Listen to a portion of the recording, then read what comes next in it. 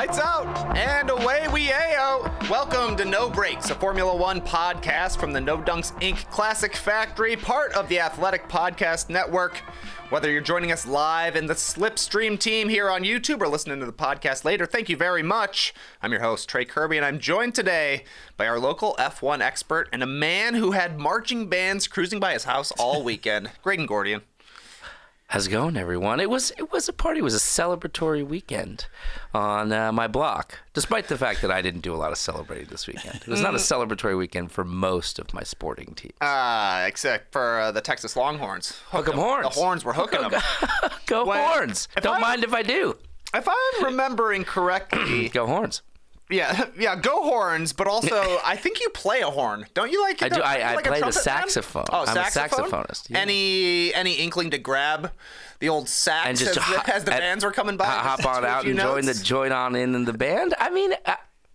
crossed my mind. I think I could do that. I could do that. Yeah, I could. Yeah. We've also got our team principal here on the pit wall making the right calls. JD, what's up, man? What's up, guys? A different sort of Porch Fest for you this weekend, Graydon. It sounds like. Oh yeah, but I was on my porch, but this was Sunday afternoon. Porch Fest, I guess. Yeah, I missed. I was up in Philadelphia, the city of brotherly love, at a buddy's wedding, my buddy Eric's wedding. So you were doing a little celebrating. I was. Yeah, there were plenty of reasons to celebrate. I actually saw your tweets, obviously. I got to go do my research to get a zinger off the top here. But you stayed up all night to watch this Grand Prix, right? You got home from the wedding Saturday. It was getting ready to go, 1 a.m. Eastern, and you just stayed up for the whole 4 hours. Yeah, because I'm dedicated like that. The rest of you are casuals. I was awake. We were at a bar. We were at the after party bar with my various friends, and the race came on. It just came on, like whatever was on ESPN2 before was what was on, and I was like, oh, okay, I'm gonna watch this. And I watched the laps before the red flag live, and then like at 3 a.m. when we went home, the race had not yet started again or something. So It was a weird one, a wet one in Japan this weekend. We're going to break down everything from the weekend. We usually don't talk about practice, but I did see Nicholas Latifi went the wrong way during one of the sessions on Friday. Wait, what? He made a wrong turn, man. Oh, not like he did the course like counterclockwise. No, not reverse mode. Not reverse mode. I thought that's what you meant. I was going to be like, that's insane. My guy somehow found a dead end on a Formula One track. Like, he took a right and he's like, oh, my car feels weird. There are other, like, routes and ways to organize the track, and you see them sometimes. And I've always wondered, like, what would happen if somebody took an alternate route like this. I always notice this in France. There's like 8 different ways to like chop up that track, but I missed this entirely. That's crazy. It looked like he just turned down some like runoff area for where it would be. But you know how I guess there's a crossover right in Suzuka. Yeah. So there are times where maybe you would choose the wrong turn. I guess it was a little rainy. Maybe visibility wasn't quite what it should be on Friday. But the guy went the wrong way. Had to like do a 3-point turnaround to get back and finish his practice session. So an inauspicious start. Respect. What did I say last week? He went the wrong way. The man plays by his own rules. That's what did I say? man. He does not care what the rest of the grid thinks. He'll go his own way. Takes the path less traveled. And look, he ended up getting points. No spoilers, but this is a big one. Latifi did get points this weekend, so maybe this will be his new thing for the last few races here. Go the wrong way on Friday, throw everybody off the scent, surprise him on Sunday. If Latifi just from here on out is like in the points, he just crushes it to end the year. I would love that. That would be incredible. Going the wrong way the whole time. Yeah, it would be incredible. That's a little practice talk for you. I guess even the F1 drivers need to nail down the way the course goes. As for quali on Saturday, it was the one dry running of the weekend. Anything stick out to you from this? I don't know. It actually was like kind of a fairly normal quali. You know, Sebastian Vettel had a nice qualifying. Yep. I thought that was, impressive for him and happy for him. He's one of the many drivers who loves Suzuka, but he himself even I think during qualifying said over the radio how it's pretty much his favorite course, so much better than all the others. I actually was a little bit underwhelmed by the guys at the top, only in the sense that I thought both Max and Charles kind of left time on the board. Neither of them actually hooked it up and had a spectacular quality lap. I don't think in the end Max's pole lap was the last lap he did. I think it was his penultimate lap. Yeah, you're right. So I think that that was a little underwhelming, but it was it was fun. It was good. It was competitive. It was very competitive. It was razor thin there at the end, which was nice to see. But other than that, I didn't have a bunch of huge takeaways, I think. Yeah, super close the results ended up being, but like you're saying, it wasn't even Max improving his lap time on his final lap. But Leclerc, so Max P1 heading into Sunday's race. Leclerc finished P2 after qualifying by 1/100th of a second, so pretty close. And then Sainz was in P3, 5/100ths of a second. All pretty close. But it ended up not mattering at all because they had to race in rainy conditions on Sunday.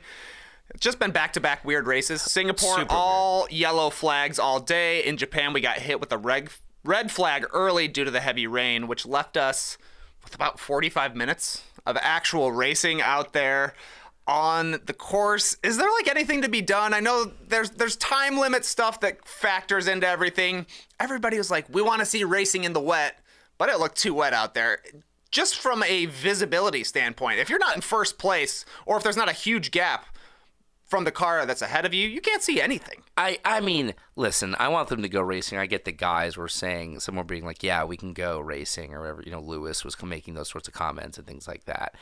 It does feel to me like at a certain point it's pouring too hard, that even if you could control the car, if you can't see what's in front of you, you can't do this. You can't do the sport if you can't see 5 feet in front of your face. It's just like that. You do need to be able to see. Yeah, it's just so it's and we saw some things that went awry out there. You don't think about there was that incident with Gasly and the tractor, which I'm sure we'll get to. There's a lot of people who were very upset about that. But even when Carlos's car spun and which caused the original safety car that preceded the red flag, his car sticking out partly onto the track. If you couldn't see in front of you and there's a car stranded out there, you could easily see somebody hitting him. You could see somebody. I just think it's too dangerous at a certain point to do it.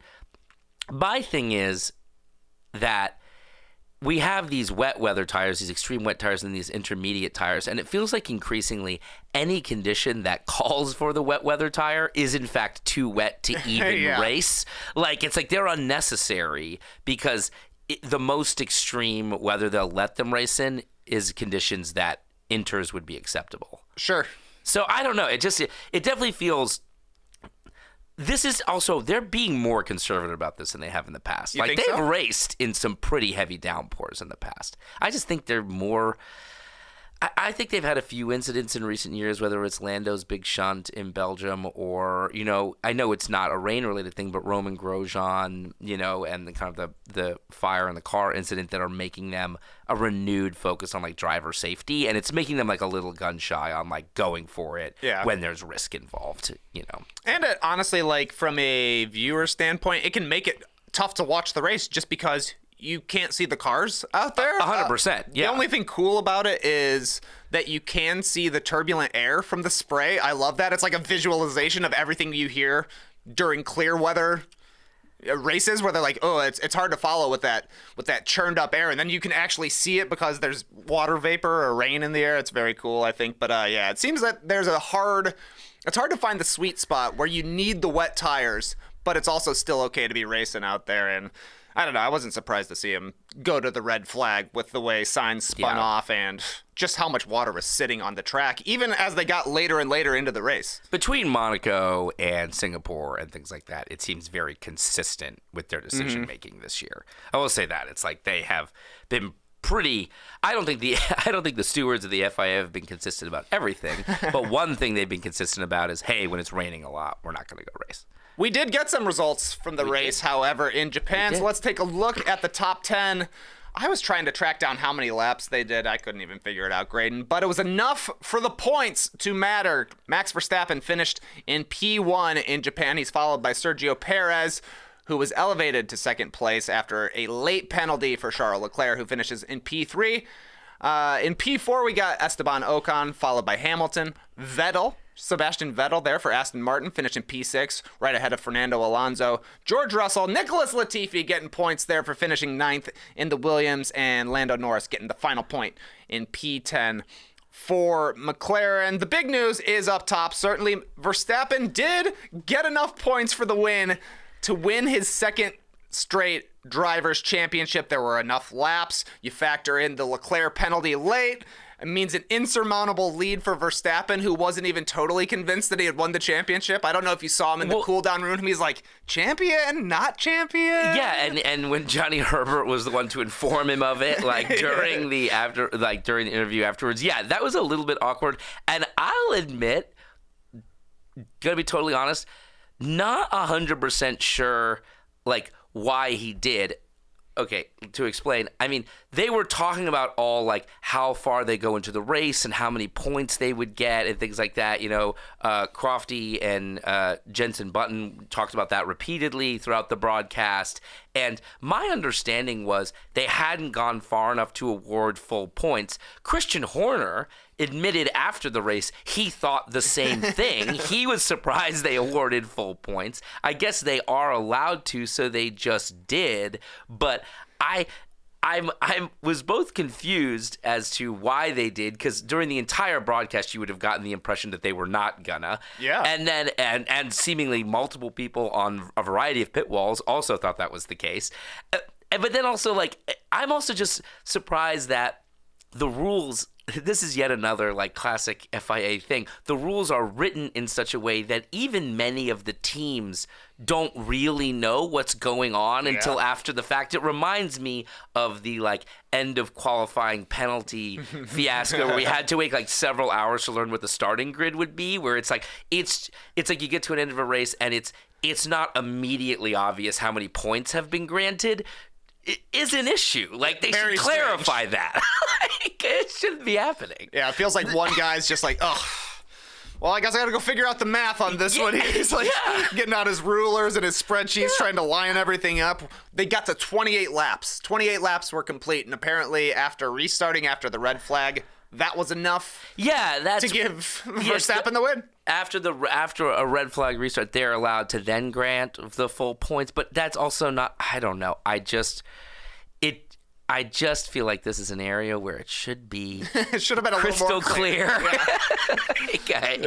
Yeah, it's crazy. Well, especially considering, like, we went into the weekend knowing the various scenarios, right? Yeah. Like, had to be +8 on Leclerc, had to be +6 on Sainz, or on Perez for both of those to happen.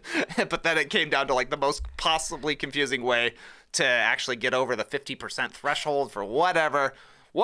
Max Verstappen, he's your champion. World champion. And he basically won it right at the beginning. Great start for Leclerc. Yeah, great start for Leclerc. But an awesome move for Verstappen to make the overtake. They were talking a lot during the broadcast about the difference between a Formula One racing line and a kart racing line. Yeah. And I guess it was Jensen Button, right, was talking about how it's better to be in the wet parts for a lot of that overtaking stuff. And in the karting line, the karting line, like when you are karting, you do just take a different line around a lot of these corners. But I do think, that he was just, that Verstappen was both in the better part of the track when they got to turn one to regain the position, but you're right, a terrific start by Leclerc. But also the other thing about it is what I thought you saw was really clearly demonstrated was just how terrific the braking is on the Red Bull. How much later, like a good beat later, that Max can brake.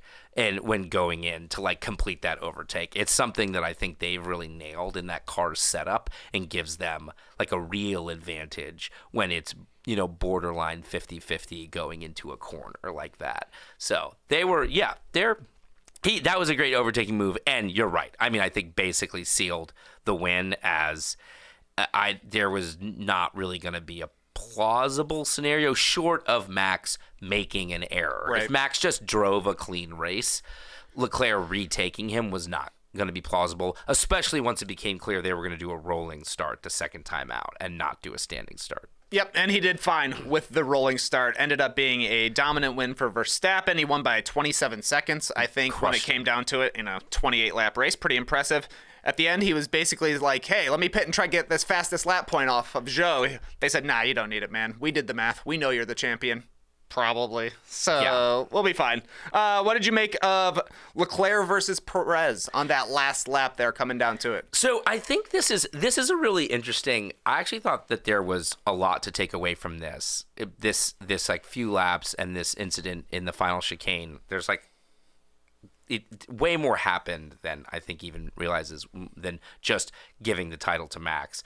Is like this to me has isolated the number one thing that Ferrari needs to fix for the remainder of the year and then going into 2023, which is tire degradation on the car. We saw this absolutely crater them in Singapore. If they had better tire management, the car enabled better tire management. Honestly, Charles probably wins that race because he can hang within 5 seconds of Sergio. And if they have better tire management, he easily cruises to second in this race. At one point, he's far ahead of Sergio, right? So it's there. The degradation. And when you saw once they all lined up like 1, 2, 3 after the race, you could see their tires and. The Red Bulls looked like wet weather tires. You could see the grooves, and the Ferrari looked like slicks. The tires were completely gone. And this is all a byproduct of the fact that when they issued the new technical directive and they had to adjust the cars to suit the new requirements around the floors and reduce the porpoising, Ferrari lost a lot more pace. This impacted them negatively a lot more than it did Red Bull, which was much more resilient against the new technical directive. And the way they found that renewed pace has majorly come at the cost of the tires. And you see that. You actually, it's funny, you see the pace because you see them stick with Red Bull at the beginning of every stint. You saw it when Leclerc was on the mediums at the very beginning of like the last third of Singapore when he was right on Sergio's tail. And then you saw it at the restart here in Japan where he actually a couple of times out set faster laps than Max and really wasn't losing time to him. You know, he was right there. He lost some time like in a little bit on the restart itself, but it's, you know, he was close and was putting in similar laps and then just fell off a cliff. Absolutely fell off a cliff.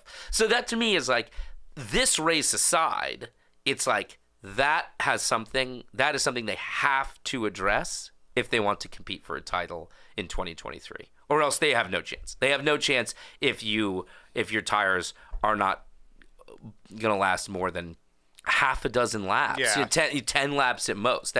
It's just not going to work. Because for Red Bull, it's just wait them out. Just wait. They're going to fall off at the end, and that's exactly, like you're saying, that's exactly what happened in Singapore. They said to Perez, just disappear, and it wasn't even an issue for him. It wasn't even an issue, right? And here, I think Sergio, you know, for all intents and purposes, probably should have never even caught him, you know, we're not for that. And as far as what happened at the end, I mean, listen, it's like Sergio was putting good pressure on him. A lot of people were kind of on Charles for making this error driving through the chicane there in the end. And I get it. He's made some like bonehead mistakes that have cost him at the very end of races over the years. He's had some errors. In this instance, I actually gave him a little bit of a free pass only because the tires were in such terrible shape. I'm impressed he held it together for as long as he did and wasn't driving all over the place to begin with. I mean, the tires were unusable at that point. So I'm impressed it took him that long to make an error of that, you know, of that size. So the only thing I'll say about the penalty, which in some basic sense was appropriate, like he did cut the chicane, is that what I don't get is like why in some instances the stewards are like, that's a 5-second penalty. There he goes. It's after a race. But then like last week in Singapore, they were like, well, we've got to talk about this. Like we're going to have Sergio come into the stewards room and we're going to talk about it and we're going to wait like a long time to issue a final decision. Like when do they wait? When do they not wait? When do they let a driver defend himself versus when don't they? It's unclear to me. And I feel like that should also be consistent. I favor what they did this week, which is like, you saw the data. You could see all the data from the car. You could see it on screen. Like, just make a call. Just make a decision. Yeah. What's the driver's only going to come up to you and say, I didn't do anything wrong. Me off. Like, Exactly. that's like they're not going to tell you anything. Like, you know, so I say just make a call like they did, but they should be consistent about that. Yeah, I feel it was probably had something to do with the penalty factoring into the championship race, and they wanted to get their math done as soon as they possibly could. But it was a pretty cool battle at the end, Leclerc versus Perez. Yeah. And like you're saying, I agree, not an egregious botch by Leclerc, but it did cost them a 5-second penalty, which moved into P3, which gave the championship to Max. Short one though for Carlos Sainz this weekend. Ooh, not great. Not great. I mean, not much to say. I mean, the guy spun out. Spun out on the first lap, slammed into a wall, and ended his race. And that was that. Yet another very, very early exit for Carlos, which he was kind of had a lot of these instances early in the season. And I think a costly one for Ferrari because, that's the other moment which costs Charles second place. That's the it's the foreshadowing and it's the far down ripple effects, but in actuality even the time it would have taken Sergio to overtake Carlos probably would have ended up being enough to have protected Charles against that. It's like, so it is these things like have these cascading effects where it's like at the time you don't know it, but it costs Ferrari a lot to have him out of the race. Yeah, it's crazy this is going to go down as a dominant Red Bull season. The way the season started with Ferrari is back and it feeling like Leclerc was going to be able to challenge Verstappen for the title, but when it's all said and done, it's going to be a big-time dub big time. For Verstappen and for Red Bull. The other big storyline from Sunday was Pierre Gasly's adventures on track. Most notably, you mentioned it earlier, Graydon, when he almost ran into a tractor. During the red flags, when he could barely see, and I mean, I don't know, I think they said he was going about 100 miles per hour or something when this happened. Right. It somehow turned into a question of, is Pierre going too fast during these conditions, rather than the fact that they have a gigantic piece of machinery on a third of the track here? And they do penalize him for this, which I think, this is just... I really think they haven't made enough of a mea culpa about this. I know they're investigating it and yada, but it's like, I'm sure 3 months from now, they'll issue a statement saying, gosh, that was a mistake on our part, and it'll be like buried in some news cycle. And they're like, as they tend to do, but this was really bad. Like, it's really dangerous, man, to send a tractor out on, which is on the racing line, by the way. That's where the cars would put themselves normally. And Gasly's also not with the safety car pack, so he's not able to see he's not like following a car through that. Like, he's not able to see the rain lights on the car ahead of him. So I mean, I don't have much.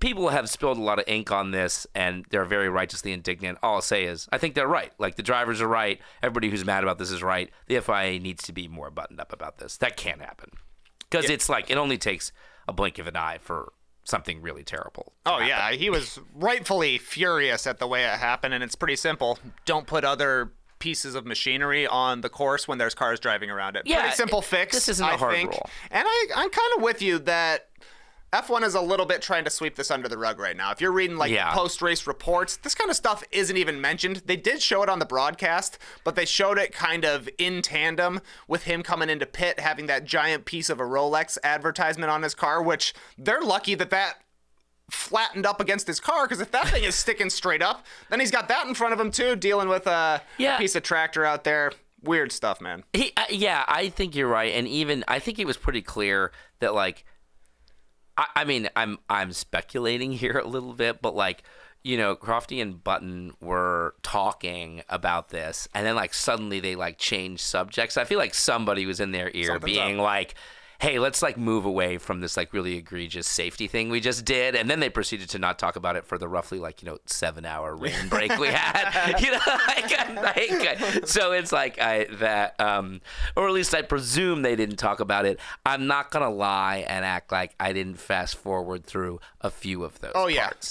Because that was a long break. I was happy for a Sunday afternoon watch to be able to go straight through the red flag. Was very nice. But that's kind of the on-track stuff. What else was a surprise or a disappointment for you for Japan? Well, obviously surprise, and we've already mentioned it, but Latifi in the points. Oh! What's up? Yeah. P9, baby. Terrific. I mean, that was a surprise. I'll say a disappointment, but this kind of mixed one is I was disappointed that Mick Schumacher ended outside the points, only because I loved their chutzpah to just stay out and see, like, can we make this work? Can we get a safety car? Can we get something that helps us jump the line? Actually, it didn't work. The strategy did not work. Right. I nonetheless love that they tried it, because real talk, if you just did what everybody else did, you were going to lose. Like, you were never going to finish in the points if you just mapped to the strategy that everybody else did. And in fact, for the briefest of moments, Mick Schumacher was running in first. That's right. He did, like, Alonso pits, and he comes up into first, and then, like, it takes Max literally, like, 3 seconds to overtake him. I mean, it's almost, I had a hard time even pausing my TV to catch the moment where his icon was running in front. Like, it was so fast. Pretty short-lived. It was pretty short-lived, but for a very brief moment, he was leading a Formula One Grand Prix. Yeah, that was big time. A good weekend for some of the back markers, like you're saying. Latifi got some points, finishing at P9 there. Mick Schumacher got to lead the race for a little bit. I'm with you. It was pretty funny when they're basically like, hey, man, we're just hoping for a safety car. I mean, it could happen. It's rainy out there. You never know. Totally. They're not wrong. It's, like, plausible. I mean, other folks, Vettel had, in the end, had a really good race. To finish where he did, especially after spinning on the first lap and seemingly blowing his incredible, he had a really strong qualifying, and then seemingly before we're even at turn 1 has thrown it away. But, so that, which at the time seemed really disappointing. So the fact that he finished back up in the points was awesome. I liked what Alonso did. I actually liked that. I liked watching Alonso because I was glad to see that somebody decided to pit for a second pair of inters and actually see how that went. Everybody was debating it. Ferrari was actively debating it over the radio. Honestly, maybe should have done it. Yeah. Maybe should have, but Alonso did do it and then did a really good job carving his way back up the field. Yeah. Which was great. Although Alonso, speaking of him, who people are mad, what Ferrari fans are really mad about is Alonso and the stewards. Did you see the clip of him cutting the chicane? Mm-mm. Okay, so you know how Alonso, early in the race, early after the restart, he stays out on the wets and takes over him first for a bit. Uh-huh. And then they very quickly realize track position is not more valuable here. We're getting crushed on these wet tires. They pit him. But Verstappen pits, Leclerc pits, Sergio pits, and then he's in front. And then on that one back, they're like, you got to book it back to the pits because we're getting killed here on time. So at the last chicane, he just goes right through it into the pit straight. He does exactly what Charles does. He goes right through it, which absolutely gave him an advantage. It cut time off of an in-lap that was really losing, and the stewards never did anything about it. So there were some of the Ferrari fans a little upset. I saw some people online who were a little mad online about that. No way. A little mad online. It never happens. Yeah, I saw. I thought a great weekend for Alpine, all considered. For sure. Ocon P4. I think Alonso finished in P7. I don't know if this would if you want to throw this in for surprises or disappointments. But I was surprised and disappointed to see that Lewis Hamilton could not pass Esteban Ocon. He just could not get around him, despite the fact he was trailing him pretty closely for 5 or 6 laps at a time. Yeah, for sure. That was definitely disappointing. And a little surprising. Yeah, I kind of thought, I understood that they were really dogging, Button especially was really dogging Mercedes straight line speed. He made that comment like 8 different times over the broadcast, it felt like. But I was a little shocked he couldn't get him there. Ocon, that's not all on Hamilton kind of not sealing the deal. Ocon did do a really nice job making sure the car was parked in spots that made overtaking super difficult. Yeah, so, I thought he drove a nice race. I definitely thought he was good. More disappointing, I would say, was George Russell's performance. He finished P8. He was in a bad spot pit stop wise. He got double stacked behind Hamilton when they finally made the call to go to inters, I guess, and it just took him a little bit too long to the point where he was just stuck behind everybody there. So P8 for him, P5 for Hamilton. And another disappointment, you got to include Gasly. He was out after P1, started in the pit lane, finished P17, I do believe, and his biggest race was with the tractor. So yeah, I mean that's good. I mean McLaren, another rough weekend for McLaren. Yep. You know, Alpine kind of strikes back after a great race last week for McLaren and a bad one for Alpine. They kind of turned the tables again.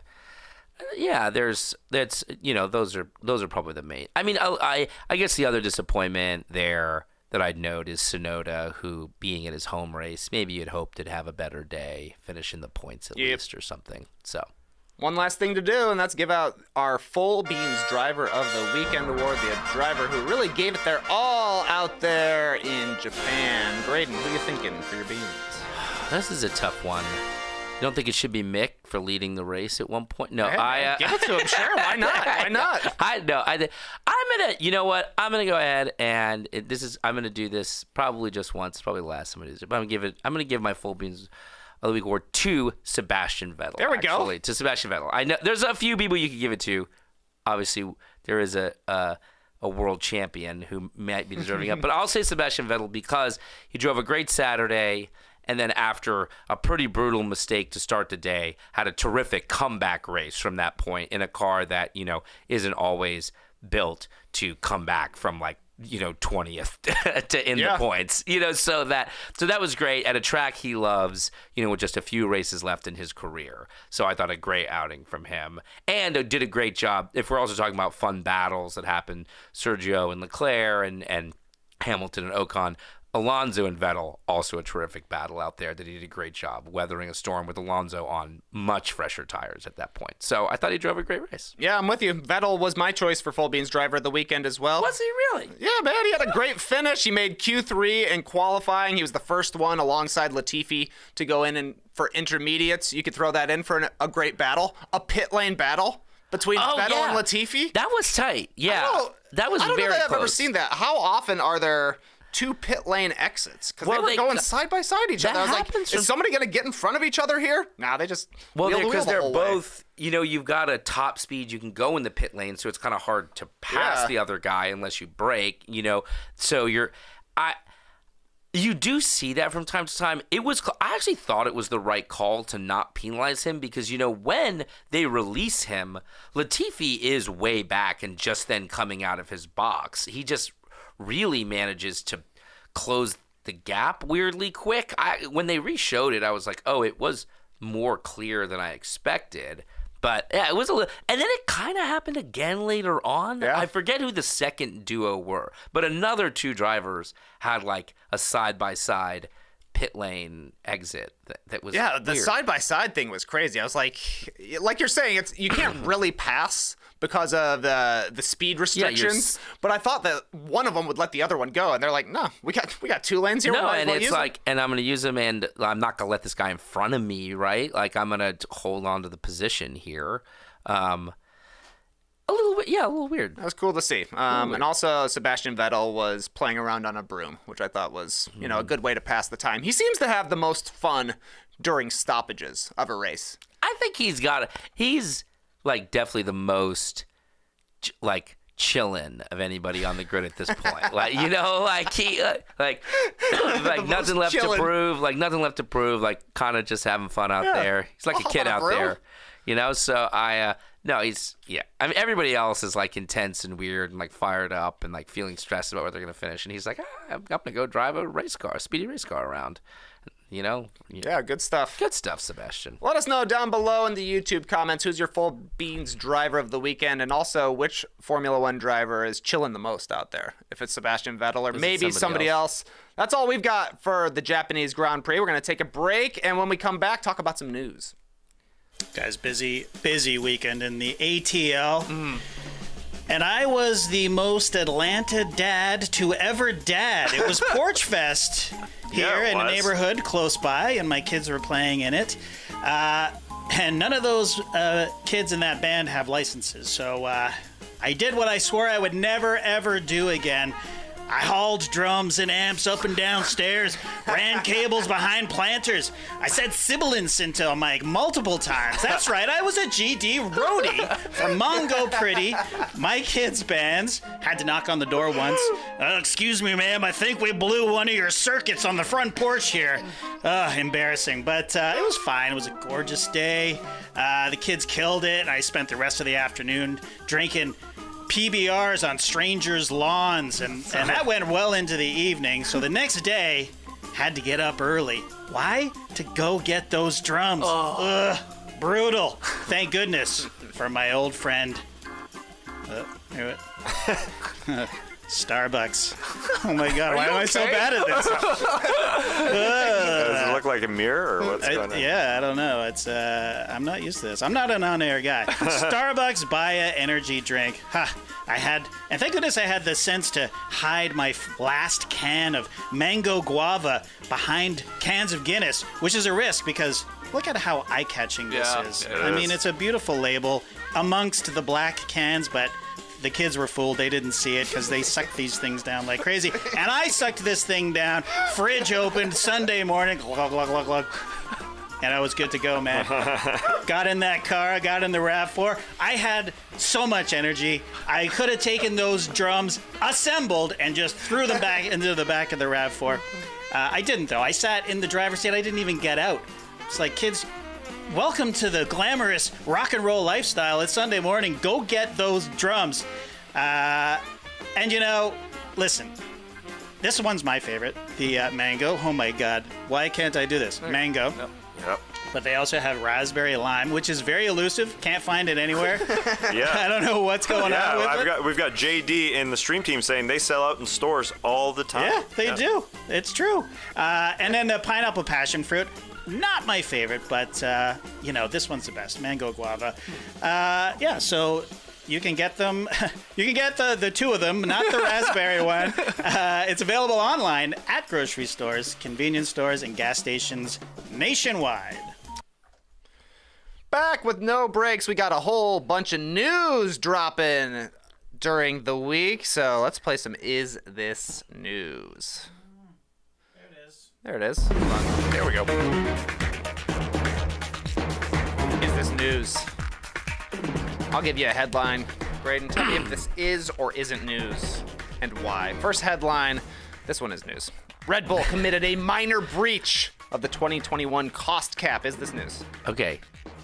You ruined the game. I mean, you already said it was news. It is news. It's news. It's huge news. I mean, it's huge news. And I would say it's going to be something that dominates the news for quite a while because in true FIA fashion, they're not going to decide what the penalty is for this for quite a while, I don't think. What was the breach of cost cap? Okay, so the cost cap is that there's a $145 million cost cap that's the full amount that you could spend on a variety of components.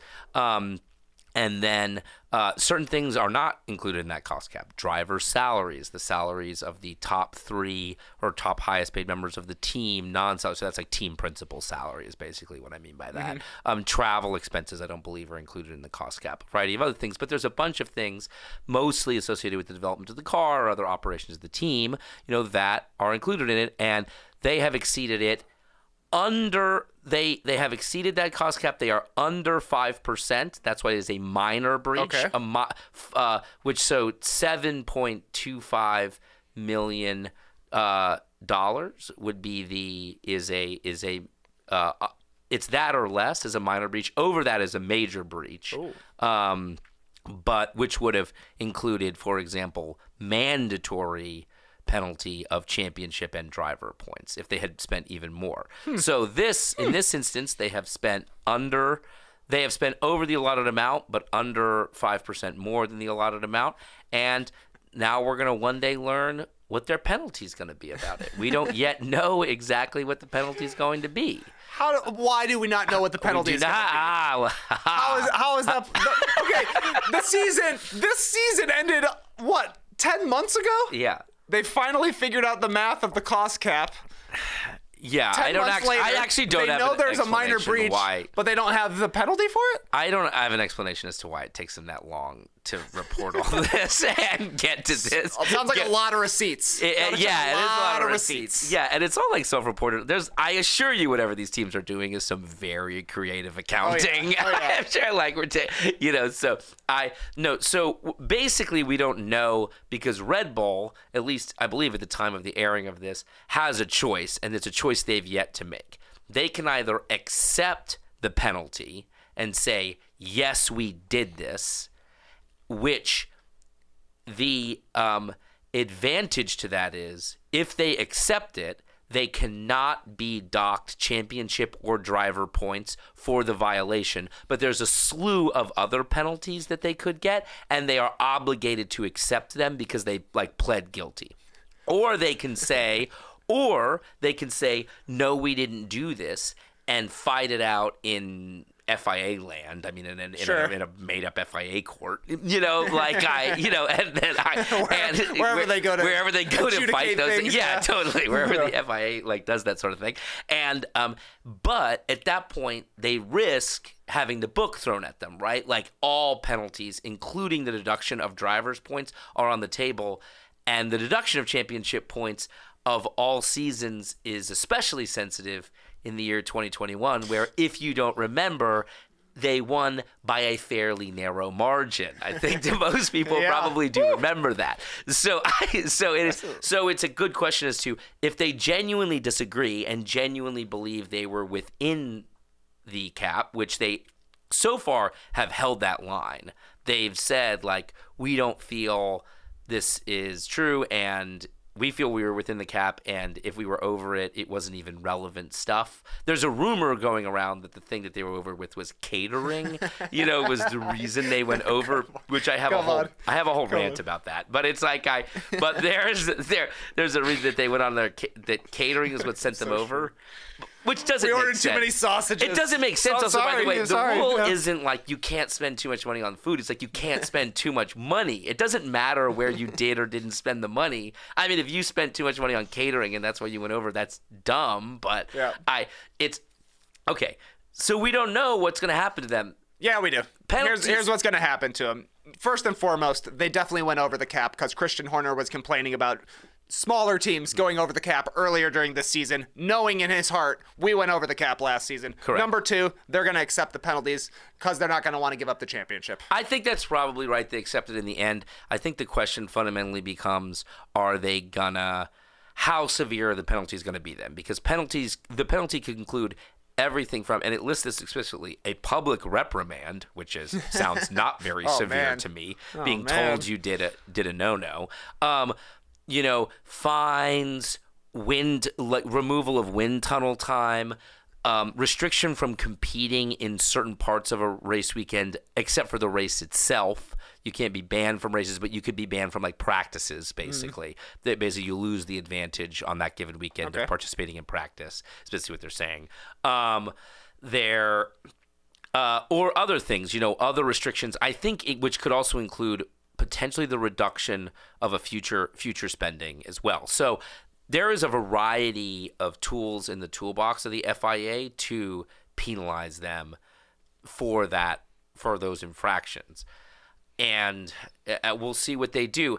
I will say, I feel fairly strongly that if you're going to have a cost cap, which I think you should, because I think it will make the sport more competitive, you have to have some real penalty for going over. I'm not saying it has to be points, but it's gotta hurt them a little bit. It's got to limit their competitiveness. It's got to hurt them on the track somewhat, because if it's just a fine and a public reprimand, then every other team, then Ferrari and Mercedes just started swiping their credit card on a million and it's I'll take a fine and a public reprimand all day if it gives me a bigger competitive advantage. Exactly. Everybody, let's not even have the cost cap if it's not going to be a penalty that hurts a little bit.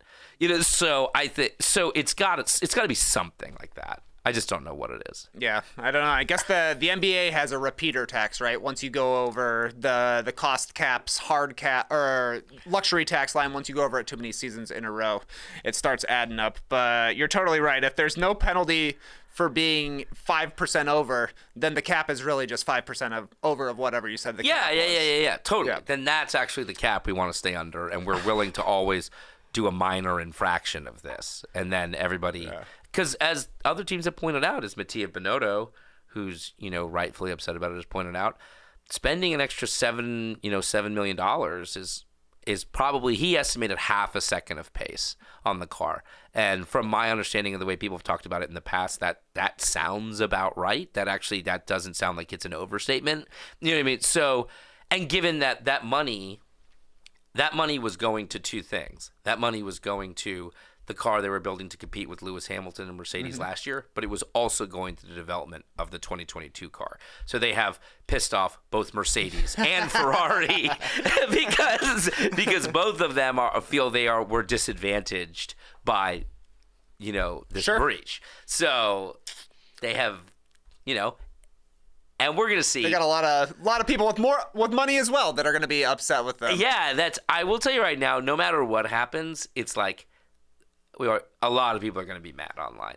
Like a good 50%. No matter what happens, 50% of the F1 world is going to be furious. I honestly can't believe the 2021 championship is back up for grabs. I thought we were done with that season, but I also thought we were done listening to Serial, and apparently that's back as well. Wait, what? Serial's back? There's a new episode after the Adnan Syed news that he's had charges dropped. He's going to be a free man. Oh, wow. How about that? Yeah. Didn't know that. We'll follow up in the podcast world afterwards. You said what, a half-second pace for? That's what they. I mean, that's what Binotto suggested. He said, I think that gets you about half a second on track. It could also get you, according to my mental math, something like 35 million shrimp cocktails if they're $20 a piece. Whew. I mean, we're just these brunches must have been sick. That's why Toto Wolff always orders pumpernickel toast. He's very cheap. Very cheap. Keeps the cost down, and you don't spend all of your budget. He actually is weirdly frugal for like a guy who is just fabulously wealthy, just absolutely balling. Like I remember there was a really good news article once where a guy went to interview him, and he met him in his hotel room to interview him, and he's like, and I walked in, and I was kind of confused because Toto was in like a very simple hotel room, and I just presumed he would stay somewhere very nice, being fabulously wealthy. So yeah, so I think he might have a frugal streak, and I think Christian Horner does not. I think Christian Horner is a you can't take it with you, you spend it while you're here kind of man. That's right. Well, from one group of people who are fabulously wealthy to some more, we've got a lot of driver news. We're still doing this news right now. So we're still in the segment. Still in the middle of a segment right now. I almost forgot myself.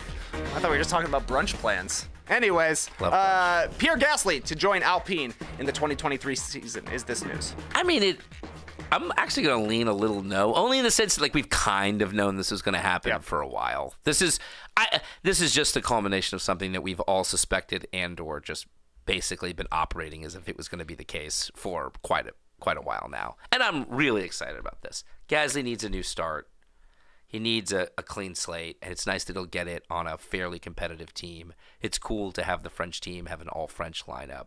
I think it's nice. I think it's a nice thing for the sport, and I'm excited for Pierre, for him to get a fresh start and leave the Red Bull environment, which has been just suboptimal for him the last couple of years. Yeah, they were not totally looking out for him, but just happy to have him around, whereas he'll go to Alpine now, an all-French team with his buddy Esteban Ocon. That should be fun to watch, but you're right, this isn't totally news. This is just now official news. Yeah. Who's the number one driver, though, for Alpine between Ocon and Gasly? They're probably in the same sort of stratosphere respect-wise. I mean, last season, if you had asked me who's the better driver, I would have said Gasly without a doubt. This year, I think Ocon has actually driven reasonably well. He's still ahead of Alonso, who has driven very well, so you deserve credit for that. And Gasly's had a pretty mediocre season. Let's be real. Yep. So it's tough to say. I think they'll just be equals 50-50 drivers, and they'll have to just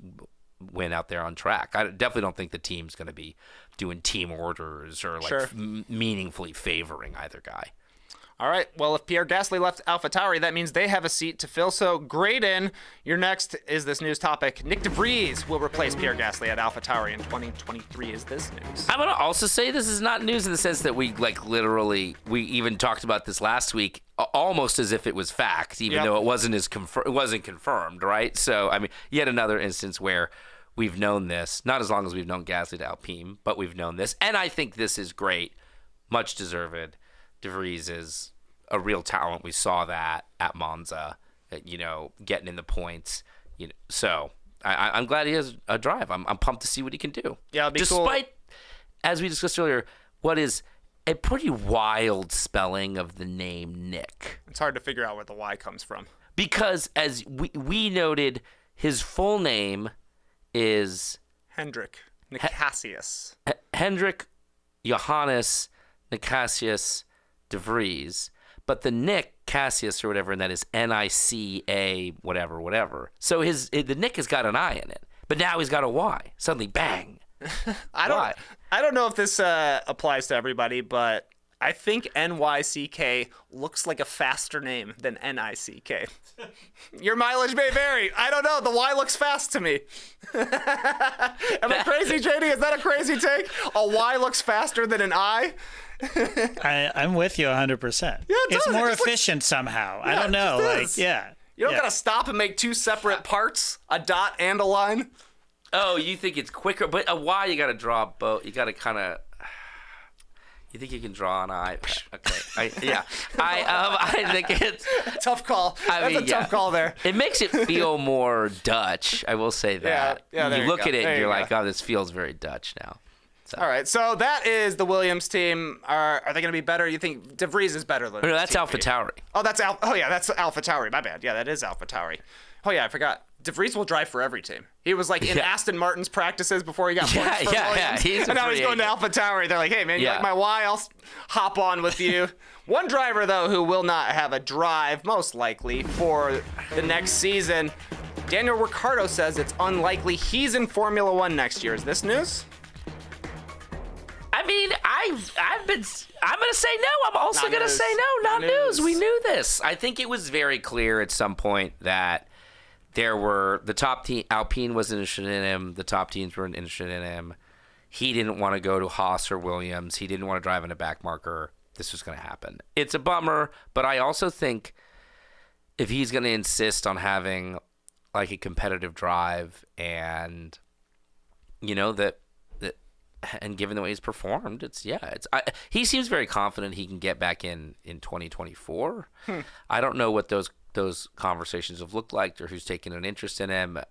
Off the top of my head, I don't even know, what seats are going to be available, but I don't know. We'll see. I hope it's not the last we see of him. Yeah, we've had a few drivers recently, I feel like, leave for just a short period of time and then come back. It happened with Alonso, happened with Magnussen. Happened with Ocon. Exactly right. Yeah, guys do dip out and then figure out a way to get back in. It definitely happens. But we'll see. I feel like the one thing about a lot of those guys, Alonso, former world champion, there's a real respect for guys who've been to the mountaintop like that. They're always willing to take a flyer on them. Ocon, he always had Toto Wolff as his manager, throwing his weight around on his behalf. Magnussen it took some pretty shocking kind of geopolitical events actually to get him back in the seat. So in this instance, I'm kind of like, who's in Ricciardo's corner? Like, who's the person who takes a flyer on him, who throws their weight around to fight for him? It feels like that list is increasingly short. Yeah. Especially if he doesn't want to drive for a back marker team, because it's like you drove for Red Bull, you drove for McLaren, you drove for Alpine, kind of. So the other options, like Red Bull's not taking him back. Ferrari ain't calling. I really don't think Mercedes is calling. I don't think even, let's say Lewis hangs it up, I don't think Mercedes' call is to stick Danny Rick next to George Russell. I don't think that's Probably the not. move. So I kind of don't know what he's waiting around for, but we'll find out. And I certainly don't know. I will say I'm not sure that waiting around and just sitting at home on the couch or driving in some other series, German, sports cars or whatever these other guys go and do is actually better than like being in the Haas for a year, being on the grid, having a chance to have some good races and getting the points and show your stuff, show you're better than another driver. Because I'm not sure that sitting at home is going to do him all that well, but we'll see. Yeah, you make a good point. Williams and Haas still have seats available for next year's grid, but Ricciardo's going to be a media star eventually. Whenever he decides to go and do commentary or something, he's going to be one of the biggest stars because he's obviously one of the biggest stars of Drive to Survive anytime they come around. People love his personality. He's chatty, so I assume we'll see him on broadcasts at least some point in the future, for sure. Moving on, though, our next is this news. The W Series announces an early end to the 2022 season. This sounds suspiciously like bad news to me. I would say this is both news and it's bad news. Yes, it's definitely a bummer to see the W Series not have the financing in place to finish out the year. That just doesn't bode well. They claim that they've got plenty of locked up to go again next year. It just took a while to complete that, and then this is because somebody who was going to bring in something like $50 million backed out at the last moment, and it caught them off guard. It's a bummer, though. I do want to see the series survive. I would love to see it. It hasn't really fulfilled its promise, which is like getting more women into the true F1 pipeline, getting them F3 drives or F2 drives. So I'm still hopeful that it can, but I don't know. We'll see. It definitely doesn't feel like a good sign. Not a good omen. No, it's not a good omen. I don't love the sound of it. I did see, though, that the early end of the season gave Jamie Chadwick her third straight title. Correct. Which is awesome for her, but maybe a little bit of cutting off your nose to spite your face for the W Series because she's allegedly considering a move to the Indy Lights circuit, which if you're losing the three-time champion, that's also can't be great for marketing. But I would like to see her. I mean, Indy Lights, I wish she was in true IndyCar or something like that. But I mean, at least it's nice to see her in like a more. Indy Lights is a pretty competitive series. It's one where she'll have a real chance to step up into IndyCar. I think if she does well there, at least she's moving on. I will say, I don't know that if nobody's offering her a Formula 3 drive or a Formula 2 drive for that matter, which seemingly they're not, then this is the right move for her. What more does she have to come around and win yet a fourth W Series title next year? I don't know what more there is to prove for her. So I'm glad. It's not good for the series because she is the unquestionable star of the series, but it's good for her, which is it's time to move on and try to make something of your career. So. It seems like she's gotten everything out of the W Series that she possibly could. So maybe on to Indy Lights, IndyCar, and then who knows, maybe back to the Formula Series. We shall see. Our final is this news. Yuki Tsunoda and Pierre Gasly butcher an Adele song in karaoke sesh. Take a listen.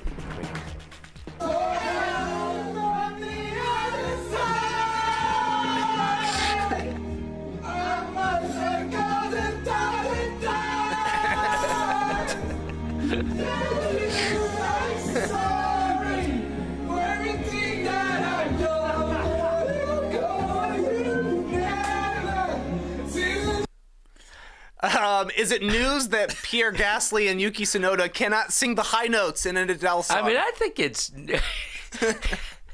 something. It's really something. Honestly, that's exactly the way I would sing that Adele that's song exactly what I'm like at karaoke. It's terrible, but I'm giving it 100%. I'm giving it full beans. Giving it full beans. You got to. You got to. JD, what do you think? This is a little hybrid here. Is this good? Picking a good singer's song for karaoke, knowing that you're not a singer. Is this good? Oh, totally. Yes, of course it's good. And respect to them, they were belting it out. Oh, yeah. Going full beans, as you say, Graydon. So, yeah, I'm totally in on this. I didn't even think it was that bad. They were kind of in tune. you're screaming it, but who cares? It's karaoke. That's how you do it. Yeah. Okay. Yeah. You know what I'm so happy about that video that they got, which you see so rarely captured in media, is the weird music videos that accompany karaoke songs. Like that they've got. That's not the real Adele music video, like playing in the background. I love those. I'm always so fascinated by what those are going to be. Do you have a specific song that you go full beans on when you're doing karaoke? I have a few karaoke go-tos.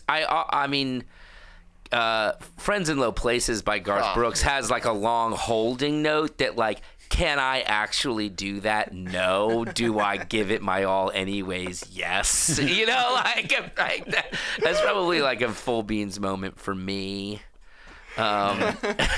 I would blame it on your roots, but I'm kind of surprised you didn't show up in boots today. You usually do. I do. It's actually cold outside for you to not be wearing boots, man. You'll wear boots when it's 95 degrees. This is my fall, man. It's crisp fall weather. This is the time I thrive, my friend. Fall above all. That's it for Is This News? A chunky segment. Yeah, we went long. There's a lot of news this week. We're going to take one more break. When we come back, we'll talk about a little place called the United States. If I were to check my search history, right at the top would be, when does the pharmacy close? Well, Amazon has a pharmacy. Yes, that Amazon. And it doesn't close. Amazon Pharmacy delivers a better pharmacy experience that delivers directly to your door and works with most insurance plans. And it helps you save time, save money, and stay healthy. Prime members can save up to 80% on their prescriptions. America.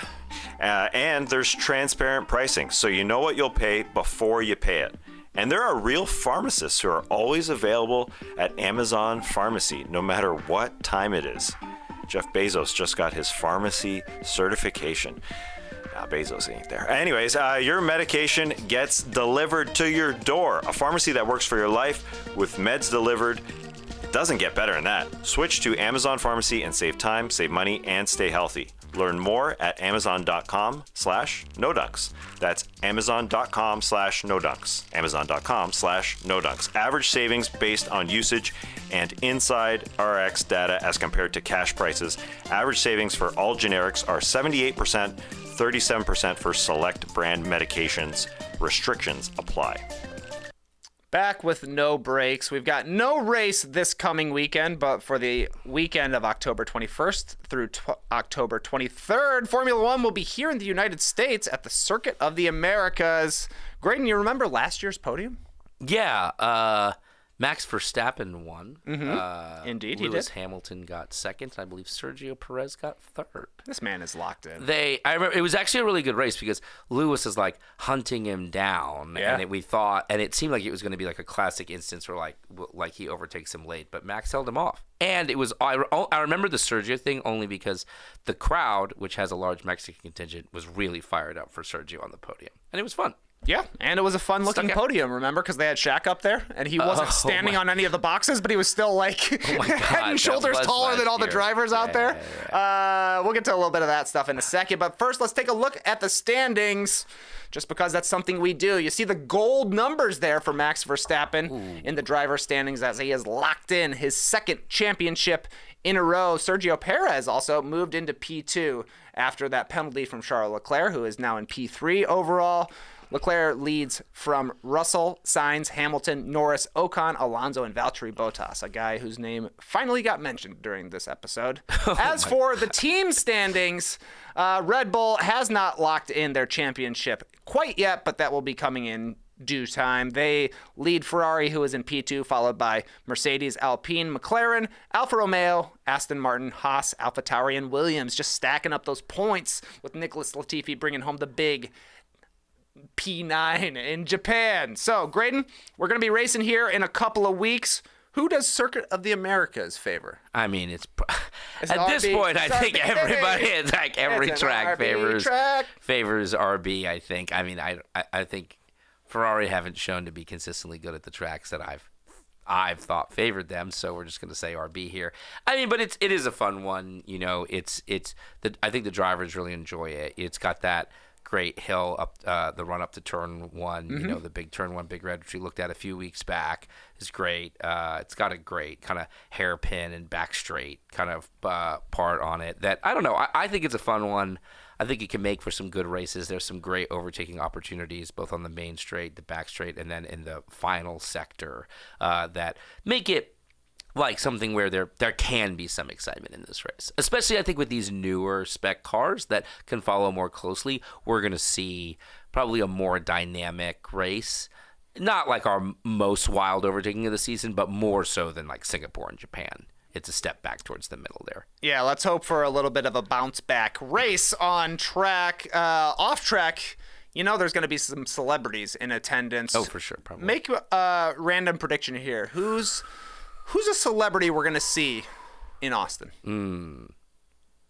I just mentioned the man. I'm going to come all the way back to him, Garth Brooks. Ooh. What if we got a Garth Brooks sighting? That would be good. That'd be good. That'd be really You don't good. see him every day. You actually don't see Garth that much anymore. He's not out there. He's living. I don't even know where he is. Oh, okay. That's one. Second prediction. Kevin Costner. Our Yellowstone Yellowstone man. season 5 coming soon. And he shows up, and you know he's got shows up in boots. Shows up in boots. He's doing his like grizzled, late Kevin Costner talk. Do you watch Yellowstone? I watched Skeets like basically forced me to watch season 1. Yeah. And we did watch it, but we fell off. We haven't kept it up.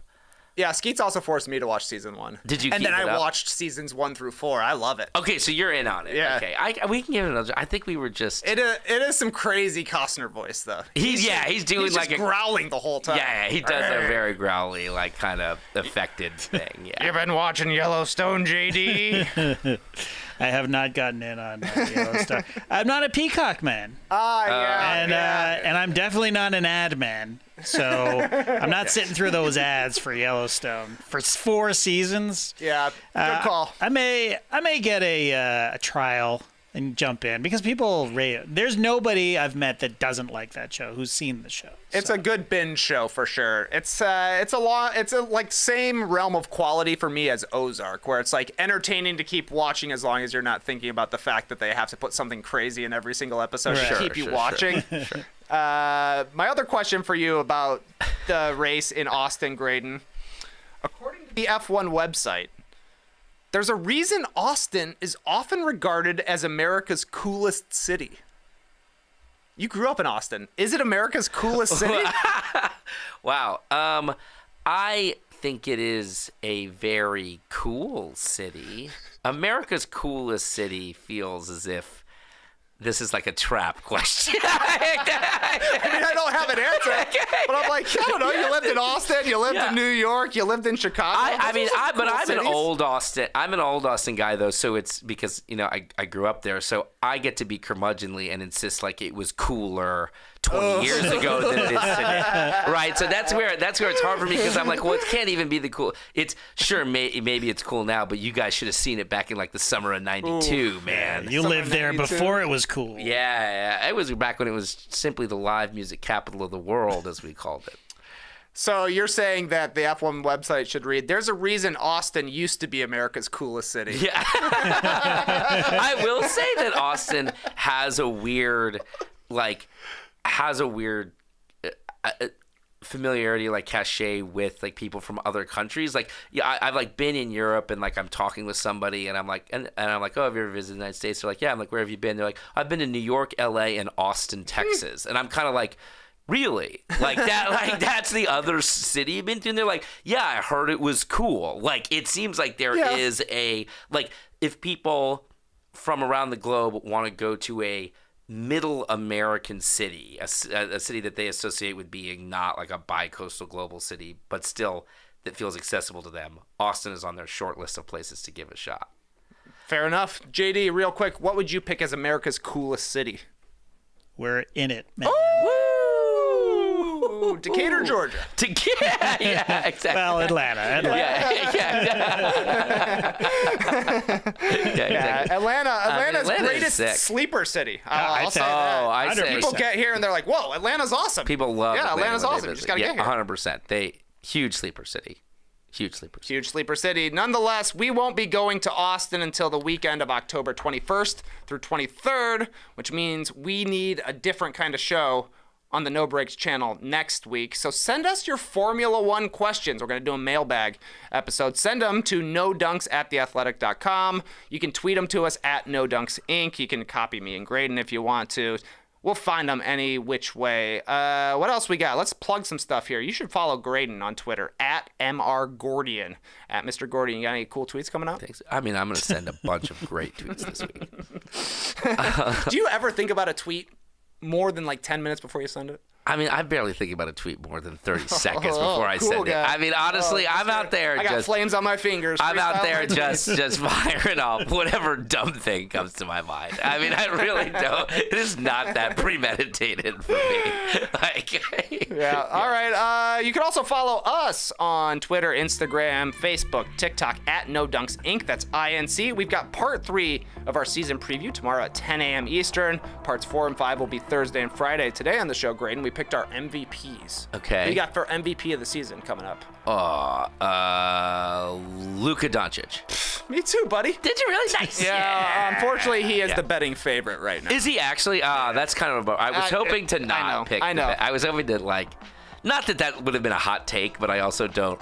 I wish I wouldn't have immediately gone with. You thought you were picking somebody off the beaten path. Yeah, I thought a little bit. Get you, I man. thought a little bit. Yeah. Yeah, totally. Okay. I think Embiid is number 2 in the Okay. favorites. So we'll be talking part 3 tomorrow. We've also got Is This Good tomorrow on the No Dunks channel. I'll be a guest on that. Don't think we have our topics quite yet. Yeah, so. we don't. Okay. Slipstream team wanting to see Graydon on Is This Good? Oh, you'd be great on You Is know This what? Good. I'll do it. He's I'm in. happy to do it. He's in. Where's Matty? I'll call Matty and I'll yell at him. Get you in the mix for sure. Put me on the show, you coward. I'll yell. Put me on the show. Is This Good? Austin, Texas. Yeah, I mean, It's good. It's good. fair It may not be the coolest city anymore ever since Graydon moved away, but it's still good. We've also got No Buffs on Thursday. You watching Survivor this season? No. no. Skeets made you watch Yellowstone, but he hasn't got you to watch He Survivor hasn't yet? got me to watch Survivor. Great time to get in. Is because it started the season? Yeah, I mean, they've done 3 episodes. Episode 4 is tomorrow. You can catch right up. All you need is 3 hours. No, that's not true. All you need is 5 hours. How long are these episodes? Episode 1, 2 hours. Episode 2, an hour and a half. Episode 3, a cool 1 hour. Okay. Yeah, but you don't need to. You can jump right in. Just listen to our podcast, great man. We time tell to you get everything. I'll listen to the podcast again. I mean, I've almost want to go and watch it so I can understand why you guys watch it so much. This is so far from something that the fact that all of you love Survivor was so mind blowing to me when it first came. It's years that you've loved it. Oh, yeah. I mean, Yeah, it yeah, first yeah. came up 20 years years. ago. First came up a decade ago that you guys first mentioned this to me. Back when Austin was cool is when they started. Back when Austin was still cool. Yeah, before. Is Survivor the coolest show on television? Yes, actually. So tune in. That's all the various projects we've got going on right now that we're going to get Graydon in on at some point. We've also got the NBA season starting next week. Hey, you watching the NBA season? I'm gonna probably watch a little bit of the NBA season. Hey, we should have you on the podcast. It's gonna be rough for me, but I'll be doing it. All right, Clipper Bros. These guys are cool. You heard it here first. Have a great time. Turn up. Love you guys. Awesome. Be fast or be last.